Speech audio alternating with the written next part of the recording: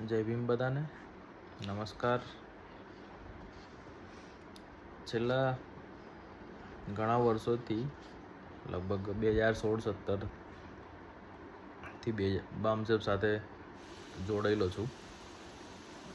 બામસેપમાં સૌથી પહેલાં જ્યારે કેડર કેમ્પ અટેન્ડ કર્યા હતા ત્યારે એક વસ્તુ જાણવા મળી હતી, એક વાત જાણવા મળી હતી કે વિચારધારા સૌથી મહાન છે.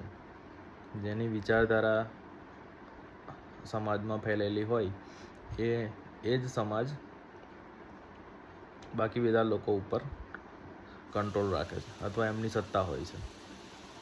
હવે છેલ્લા 10-12 વર્ષથી અલગ અલગ રીતે આ વિચારધારા ફેલાવવામાં લાગેલા છે. અલગ મીટિંગો કરીને કહીએ અથવા સોશિયલ મીડિયાના થ્રુ ઘણી જગ્યા પર પર્સનલી વ્યક્તિગત વાતો કરીને કોશિશ કરીએ છીએ કે વિચારધારા ફેલાવીએ અને બાબા સાહેબના જે સપનું હતું એને સાકાર કરવાની કોશિશ કરીએ. પણ આ 10-12 વર્ષમાં બીજું પણ ઘણું બધું જાણવા મળ્યું અને એમાં એક જે દેખાયું મને આંખોની સામે એ એવું છે કે આપણે ઘણા લોકો આપણી આસપાસ એવા છે કે જે બાબા સાહેબની વિચારધારા અપનાવી લીધી છે. પોતાને આંબેડકરવાદી પણ કહે છે, પણ એ લોકો પોતાના ઘરનું ગુજરાન ચલાવી નહીં શકતા.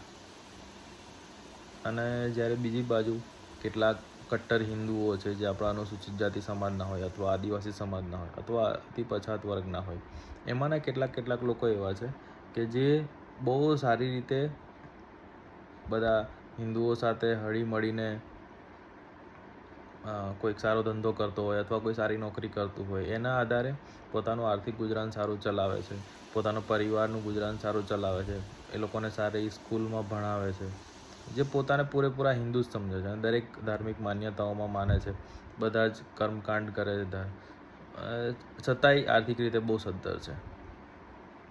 અને એક બાજુ જે ઘણા બધા આંબેડકરવાદી પણ એવા છે કે જે થોડા આર્થિક સદ્ધર છે, બધું છે, પણ બીજા પણ એવા મોટો વર્ગ એવો છે આંબેડકરવાદીનો કે જેમાં જે લોકો પોતાના પરિવારનું ગુજરાન સરખી રીતે નથી ચલાવી શકતા.